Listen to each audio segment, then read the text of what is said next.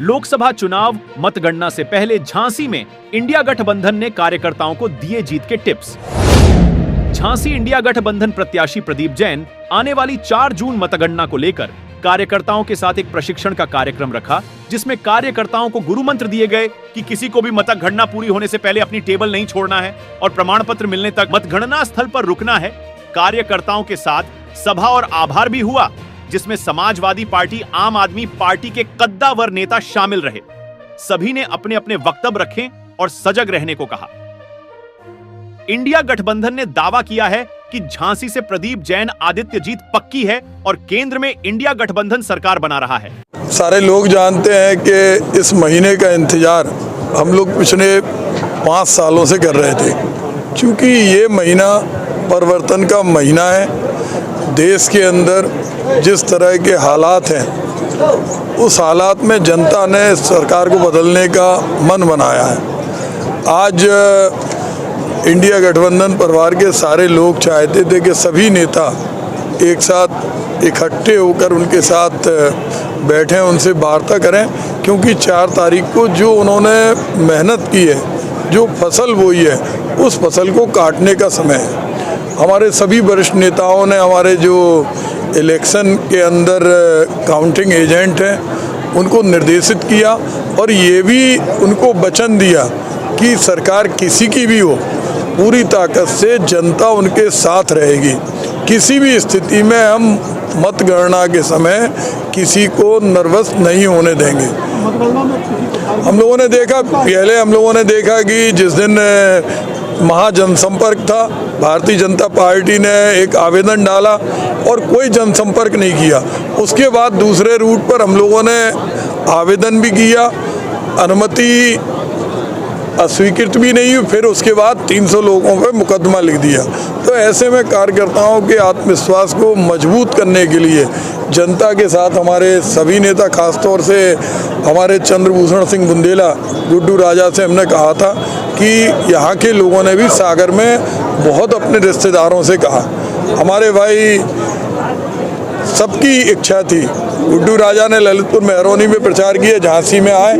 हमारे भाई दीप नारायण सिंह जो लोकसभा में पहुंचने वाले थे, उन्हें एक षड्यंत्र के तहत वहां से फार्म उनका रिजेक्ट किया। इससे दुर्भाग्यपूर्ण कोई स्थिति हो नहीं सकती कि जिस फार्म के अंदर कोई कमी नहीं, उस फार्म को इसलिए रिजेक्ट कर दिया कि वो लोकसभा में नहीं पहुंच पाए। हमारे बीच में ब्रजेन व्यास जो विधायक बन गए थे, केवल सर्टिफिकेट नहीं मिला था, उनको झांसी से विधायक बनने से रोका गया। तो सबके मन में एक आक्रोश है और सारे लोग चाहते हैं कि जो जनता ने मेहनत की, क्योंकि चुनाव हमने या इंडिया गठबंधन ने कम लड़ा, जनता ने ज़्यादा लड़ा, तो वो चुनाव का परिणाम किसी भी स्थिति में निष्पक्षता से परे नहीं होना चाहिए। नहीं, हम लोगों ने जो पूर्व का हमारा अनुमान है, हम लोगों ने आशंका नहीं, हम लोगों ने कार्यकर्ताओं के जो काउंटिंग एजेंट हैं उनके मनोबल को मजबूत करने का और उनको दिशा निर्देश देने के लिए ये मीटिंग बुलाई। इतनी तपती हुई दोपहरी में भी हजारों की संख्या में यहाँ लोग पूरी ताकत से आपका चुनाव लड़ा है, उनका मनोबल ऑलरेडी मजबूत है। अब रही बात 4 तारीख के लिए, आप उनका मनोबल मजबूत, देखिए उनका मनोबल पूरी तरह मजबूत था, लेकिन उनका एक कहना था कि हम सबके बीच में एक बार हम जरूर मिलें और उसी के लिए एक प्रशिक्षण का ये कार्यक्रम किया था। 4 तारीख को हमारे जो सारे काउंटिंग एजेंट हैं वो सुबह 6 बजे वहाँ पहुँच जाएंगे। पहले जो पोस्टल बैलेट हैं और उसके बाद जो जिस टेबल पे है उस टेबल पर जब तक चुनाव का प्रमाण पत्र नहीं मिलेगा तब तक वहाँ से नहीं हटेगा। आपके काउंटिंग एजेंट हो गए, दूसरे और जो कार्यकर्ता है बड़ी संख्या में, क्या उनको भी किसी जगह पे नहीं, हम सब लोग जानते हैं कि सबकी मेहनत है, तो सारे लोग एक जगह इकट्ठे होंगे और वहाँ पर बैठकर हम लोग परिणाम का इंतजार करेंगे।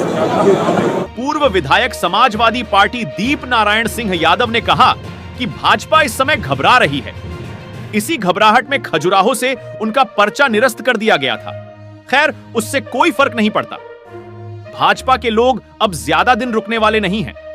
इंडिया गठबंधन अखिलेश और राहुल मिलकर सरकार बनाने जा रहे हैं।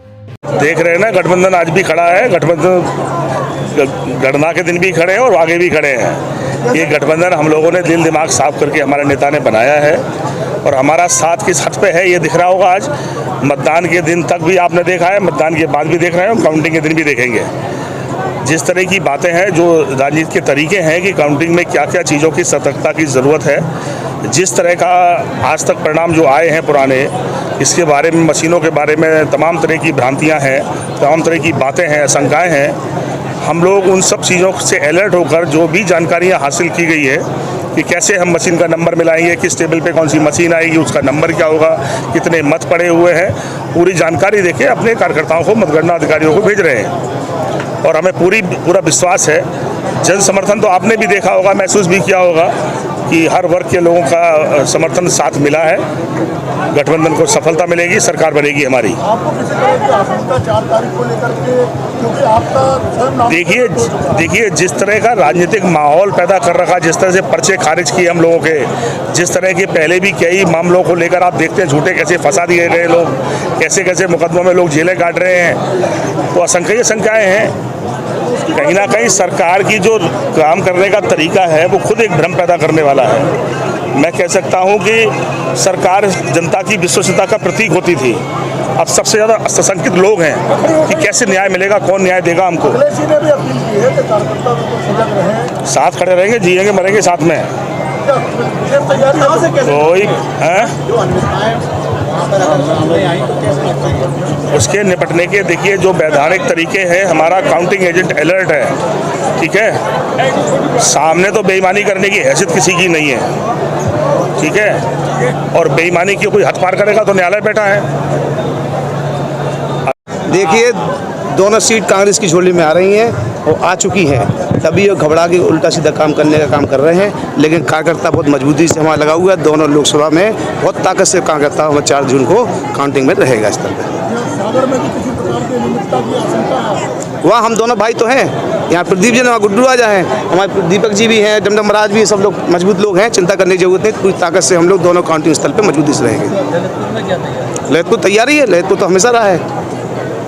आपको मालूम, झांसी गले की फांसी, दतिया गले का हार, ललितपुर ना छोड़ी जब तक मिले उधार। और ललितपुर में तो ताकतवर लोग हैं। आपको मालूम, जब 1897 में हुआ था गदर, तो ललितपुर से स्टार्ट हुआ था। उन्होंने अंग्रेजों को रोकने का काम किया था। तो आज भी भारतीय जनता पार्टी को रोकने का काम ललितपुर जिले से स्टार्ट होगा। और झांसी में ललितपुर में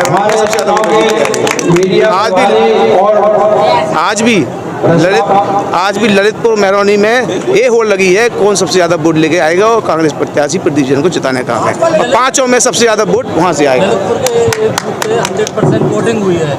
2-3 बूथों पे हुई है, 2-3 बूथों पे हुई है। कांग्रेस के पक्ष में हुई है। अब जाके पता करें, वहाँ पता करें कि कांग्रेस जीत रही है वहाँ से। उस बूथों पे है, चार को पता चल जाएगा तो आपको सबको मालूम चल जाएगा। दूध का दूध, पानी पानी हो जाएगा। लेकिन हम लोग को तो पता है ना, हम लोग तो जनता के बीच में रहे। हाँ जाके आप पता करिए कांग्रेस नहीं, आपको पता है कांग्रेस। देखिए हम लोगों ने तैयारी ताकत से की है और मजबूती से की। जनता के बीच में हम लोग रहकर चुनाव लड़ा है और इस बार जनता ने ठाना है कि कांग्रेस को जिताना है। और जनता का ध्यान जो भटकाना काम भारतीय जनता पार्टी कर रही है, वो कह रही है ईवीएम से गड़बड़ी करके जीतने का प्रयास कर रही है। लेकिन गलतफहमी मत रहें, इस बार कांग्रेस पार्टी के प्रत्याशी प्रदीप जैन भारी मतों से जीत के जाएंगे। दैनिक बुंदेलखंड संदेश के लिए अमजद जाफरी के साथ जिला संवाददाता कलाम कुरैशी की रिपोर्ट, झांसी।